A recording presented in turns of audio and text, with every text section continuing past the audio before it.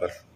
ان اللہ و ملائکتہ یصلون علی النبی یا ایھا الذین آمنوا صلوا علیہ وسلموا تسلیما اللہم صلی علی سیدنا مولانا محمد وعلی آل سیدنا و مولانا محمد وبارک وسلم صلوا علیہ۔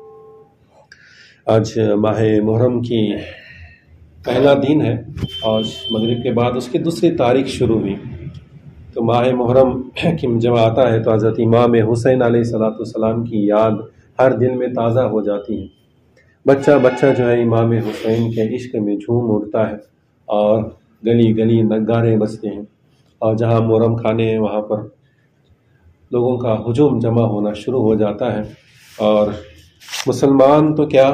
غیر قوم کے لوگ بھی جو ہے امام حسین کا جب مہینہ آتا ہے تو جو ہے وہ بھی جوش میں آ جاتے ہیں اور سب مل کر جو ہے محرم کی تیاری میں لگ جاتے ہیں۔ تو آج ہمیں امام حسین علیہ السلام کی حیات مبارکہ سے داستان کربلا تھوڑا تھوڑا کر کے سنتے چلیں گے انشاءاللہ تبارک و تعالیٰ۔ ان 10 دنوں میں جو ہے معرکہ کربلا کیسے ہوا، کیوں ہوا، اور معرکہ کربلا کی وجہ کیا تھی، یہ ہمارے دل میں جب سوال پیدا ہوتا ہے تو اس کا جواب ہم ڈھونڈنے کی کوشش کریں گے کہ معرکہ کربلا جب ہوا تو یزید اور امام حسین علیہ السلام میں کیا مطالبہ تھا، امام حسین کیا چاہتے تھے اور یزید کیا چاہتا تھا، یہ ہمیں معلوم ہونا ضروری۔ یزید کے پاس سب کچھ تھا، اس کے پاس تخت تھا، تخت پر بیٹھا ہوا تھا، بادشاہ تھا، فوج تھی، طاقت تھی، حکومت تھی، دولت تھی، سب کچھ تھا، سارے اسلام کی باغ ڈور اسی کے ہاتھ میں تھی۔ اس کا باپ معاویہ کے مرنے کے بعد یہی تخت پر بیٹھ چکا تھا اور اب اس کا حکم چل رہا تھا، پھر بھی یہ امام حسین سے بیعت کیوں چاہتا تھا؟ تخت پر بیٹھا ہے، طاقت ہے، حکومت ہے، سلطنت ہے، سب کچھ ہے، فوج بھی اس کے قبضے میں ہے، جو حکم دیتا ہے فوج حکم پر عمل کرتی ہے، سب کچھ اس کا چل رہا ہے، لیکن پھر بھی یزید بیعت کیوں چاہتا تھا؟ امام حسین کی بیعت چاہتا تھا، کیوں چاہتا تھا؟ کیونکہ اسے معلوم تھا کہ سب کچھ میرے پاس ہونے کے باوجود بھی لوگ مجھے تسلیم نہیں کریں گے۔ جب امام حسین میرے ہاتھ پر بیعت دیں گے، ہاتھ دیں گے، بیعت کریں گے تو تمام لوگ مجھے تسلیم کریں گے کہ میں اچھا ہوں، کیونکہ تمام لوگ جانتے تھے کہ یہ یزید جو ہے یہ اچھا نہیں ہے، یہ ظالم ہے، یہ بدکار ہے، یہ فاسق ہے، یہ شرابی ہے، یہ جھوٹا ہے، گناہگار ہے، زناکار ہے، ہر طرح کی برائی اس میں موجود تھی، اور یہ حکومت کرنا چاہتا تھا۔ حکومت تو لوگوں پر تھی، اب لوگوں کے ساتھ ساتھ لوگوں کے دلوں پر بھی حکومت اسے کرنی تھی، اسی لیے امام حسین علیہ السلام کی بیعت مانگ رہا تھا۔ جب امام حسین اس کے ہاتھ پر ہاتھ دے کر بیعت کرتے تو اس سے یہ بات ثابت ہو جاتی کہ امام حسین نے اسے مانا ہے تو یقیناً یہ اچھا ہے۔ تو لوگوں کے جسموں کے ساتھ، فوج کے ساتھ ساتھ لوگوں کے دلوں پر بھی اس کی حکومت ہو جاتی، اور یہ جو کر رہا ہے، اس کی جو بری عادتیں تھیں، یہ تمام بری عادتیں جو ہے تمام لوگوں میں عام ہو جاتی ہیں، اور تمام معاشرہ جو ہے بدکار، زناکار، شرابی ہو جاتا، اور دین اسلام کی جو تمام پاکیزگی تھی وہ تمام پاکیزگی کو یہ پامال کر دے۔ تو امام حسین علیہ السلام نے کہا کہ جو بھی کچھ ہو جائے میں تیرے ہاتھ پر بیعت نہیں کروں گا۔ مدینہ منورہ میں سختی کے ساتھ ان کی بیعت لینے کا ارادہ کیا، اور سختی کے ساتھ مدینہ منورہ میں جو گورنر تھا اسے آرڈر دیا کہ امام حسین علیہ السلام اگر بیعت نہیں کریں گے تو انہیں گرفتار کرو یا انہیں قتل کرو۔ امام حسین علیہ السلام کو جب یہ بات معلوم ہوئی تو پھر امام حسین علیہ السلام نے مدینہ منورہ چھوڑ کر جو ہے مکہ کی طرف آپ نے سفر کا ارادہ کیا، اور آپ نے اس سفر کی ابتدا کی۔ اب شہزادہ مدینہ منورہ امام حسین علیہ السلام مدینہ منورہ میں پلے بڑے، وہاں پر آپ جوان ہوئے، وہیں پر آپ کے نانا جان کا یعنی ہم سب کے آقا محمد مصطفیٰ صلی اللہ تعالیٰ علیہ وسلم کا مزار اقدس ہے۔ ان کی ماں خاتون جنت بی بی فاطمہ تو زہرا رضی اللہ تعالیٰ عنہ کا مزار اقدس بھی وہیں پر ہے۔ ان کے بھائی امام حسن، ان کا مزار اقدس بھی وہیں پر ہے۔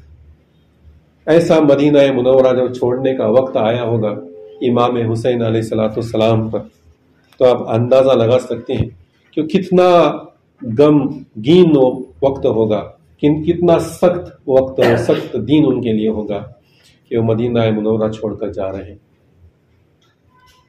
لیکن انہیں جانا تھا تو امام حسین علیہ السلام نے رجب کی 27 تاریخ کو مدینہ منورہ سے ہجرت کرنے کا آپ نے ارادہ کیا۔ 27 رجب وہی تاریخ ہے جس تاریخ کو اللہ تبارک و تعالیٰ نے ہمارے آقا محمد مصطفیٰ صلی اللہ تعالیٰ علیہ وآلہ وسلم کو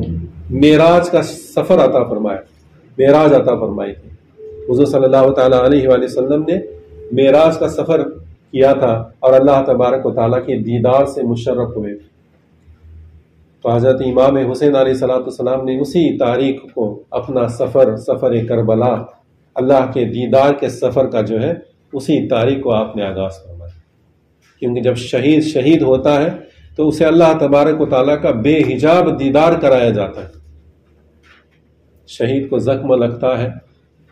اور اس کی روح قبض عنصری سے پرواز کر جاتی ہے، جیسے ہی شہید ہوتا ہے ادھر سارے پردے اٹھا دیے جاتے ہیں اور اللہ کا بے حجاب دیدار کرتا ہے۔ معراج اسی کو تو کہتے ہیں کہ اللہ کے دیدار کرنے کو معراج کہتے ہیں۔ حضور صلی اللہ تعالیٰ علیہ وآلہ وسلم نے بھی اپنے ہوش و حواس کے ساتھ، اپنے جسم کے ساتھ، اپنے روح کے ساتھ اللہ تبارک و تعالیٰ کا بے حجاب دیدار کیا، اسی کو معراج کہتے ہیں۔ اور امام حسین بھی شہادت کا جام نوش فرما کر اللہ تبارک و تعالیٰ کے دیدار کے لیے نکلے، تو وہی رات انہوں نے، وہی دین اور وہی رات انہوں نے چنی، وہ 27 رجب کی رات تھی۔ رات کی تاریکی میں امام حسین علیہ السلام اپنا سارا قافلہ تیار کرتے ہیں، اور سب سے پہلے جب رخصت ہونا ہے تو حضور صلی اللہ تعالیٰ علیہ وسلم کے مزار اقدس پر حاضر ہوتے ہیں۔ مزار اقدس اس وقت جو ہے اس طرح بندش نہیں تھی، یعنی عمارت اس کے ارد گرد نہیں بنائی گئی تھی، دیواریں نہیں بنائی گئی تھی۔ حضور صلی اللہ تعالیٰ علیہ وسلم کے مزار اقدس تک ہم پہنچ سکتے تھے۔ 60 ہجری ہے، آپ صلی اللہ تعالیٰ علیہ وآلہ وسلم کو پردہ فرمائے ہوئے صرف 60 سال ہوئے ہیں، اور ظالموں نے ان کے نواسوں کے ساتھ کیسا ظلم اور کیسی بربریت کی۔ امام حسین کو ستانے والے کلمہ پڑھنے والے ہی تھے، مسلمان ہی تھے۔ آج ہم دیکھتے ہیں کہ کہیں پر اگر کوئی بڑا بیان ہو رہا ہے، کوئی جلوس ہو رہا ہے، یا کوئی بڑی عرس کی ترغیب ہے، اور وہاں پر عرس کی ترغیب میں اگر ہم جاتے ہیں تو وہاں پر بڑے بڑے سجادہ نشین آئے ہوئے ہوتے ہیں۔ وہ جو درگاہ ہے، وہ جو خانقاہ ہے، وہ خانقاہ کے سجادہ نشین آئے ہوتے ہیں، تو ان کے ساتھ ان کے چھوٹے چھوٹے بچے بھی ہوتے ہیں۔ تو تمام لوگ جو ہے ان چھوٹے بچوں کو بھی کتنی ادب اور کتنی تعظیم کرتے ہیں۔ اب یہاں پر دیکھیں کہ حضور صلی اللہ تعالیٰ علیہ وآلہ وسلم ہم سب کے آقا، اللہ کے بعد اگر کسی کا مرتبہ ہے تو وہ جو ہے حضور صلی اللہ تعالیٰ علیہ وآلہ وسلم کا ہے۔ انہی کا کلمہ پڑھے بغیر ہمارا ایمان مکمل نہیں۔ لا الہ الا اللہ صرف کہیں گے تو کلمہ نہیں ہوتا، لا الہ الا اللہ محمد الرسول اللہ پڑھیں گے تو کلمہ ہوتا ہے، تب جا کر انسان مسلمان ہوتا ہے۔ اور ہم جن کے نام کا کلمہ پڑھتے ہیں ان سے ہمیں اتنی محبت ہے کہ ہم اپنی جان، مال، عزت، آبرو سب کچھ ان پر قربان کرنے کو تیار ہیں، اور ان کے نواسے کے ساتھ ان کا کلمہ پڑھنے والے لوگ جو تھے مسلمان تھے، لالچ میں آ گئے، حرص میں آ گئے، دولت کے لالچ میں، طمع میں آ گئے، ڈر میں آ گئے، دہشت میں آ گئے، اور امام حسین علیہ السلام کے ساتھ انہوں نے ظلم اور بربریت کی، اور امام حسین علیہ السلام کو مدینہ منورہ چھوڑنے پر مجبور کر دیا۔ امام حسین سب سے پہلے اپنے نانا جان کے قبر انور پر حاضر ہوتے ہیں، اور قبر انور سے لپٹ کر زار و قطار روتے ہیں اور عرض کرتے ہیں کہ یہ نانا جان، میں وہی حسین ہوں، آپ کے جگر گوشے بطول فاطمہ تو زہرا کا لاڑنا۔ یا رسول اللہ، میں وہی حسین ہوں جس کے لیے فرشتے آیا کرتے تھے، جس کا جھولا جھلانے کے لیے۔ یا رسول اللہ، میں وہی حسین ہوں جس کے لیے ہرنیں بھی اپنا بچہ چھوڑ جاتی تھی کھیلنے کے لیے بچپن میں۔ یا رسول اللہ، میں وہی حسین ہوں جسے آپ اپنے کندھوں پر سوار ہو کر گھمایا کرتے تھے، اور زار و قطار روتے روتے آپ وہیں پر سو جاتے ہیں، آنکھ لگتی ہے تو آنکھ میں حضور صلی اللہ تعالیٰ علیہ وآلہ وسلم کا خواب میں دیدار ہوتا ہے۔ حضور صلی اللہ تعالیٰ علیہ وآلہ وسلم تشریف لاتے ہیں اور اپنے لاڑلے نواسے کا سر اقدس اپنی گود میں لیتے ہیں اور کہتے ہیں کہ بیٹا حسین، بیٹا حسین میں دیکھ رہا ہوں کہ تو بھوکا ہے، پیاسا ہے، تو کربلا کی ریت میں گرد آلودہ ہے،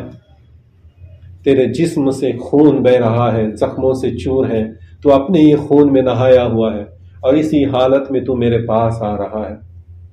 بیٹا بہت جلد ہماری ملاقات ہونے والی ہے، بیٹا حسین صبر کرنا، بیٹا حسین صبر کرنا۔ امام حسین علیہ السلام اپنے نانا جان کی قبر انور سے اٹھتے ہیں، آنکھیں ابھی نم ہیں، آنسو جاری ہیں، اسی حالت میں اپنی امی جان فاطمہ الزہرا رضی اللہ تعالیٰ عنہ کی قبر انور پر پہنچتے ہیں اور وہاں جا کر عرض کرتے ہیں کہ امی جان، میں تمہارا لاڑلا بیٹا امام حسین ہوں اور آج تم سے مدینہ منورہ چھوڑنے کی اجازت چاہتا ہوں، رخصتی کی اجازت چاہتا ہوں۔ تو فاطمہ الزہرا رضی اللہ تعالیٰ عنہ کی تربت سے آواز آتی ہے کہ بیٹا حسین، اللہ کی مرضی میں دم مارنے کی کسی کو اجازت نہیں، بیٹا حسین صبر کرنا، بیٹا حسین صبر کرنا اور میرے دودھ کی لاج رکھنا۔ پھر امام حسین اپنا سارا قافلہ لے کر مدینہ منورہ کو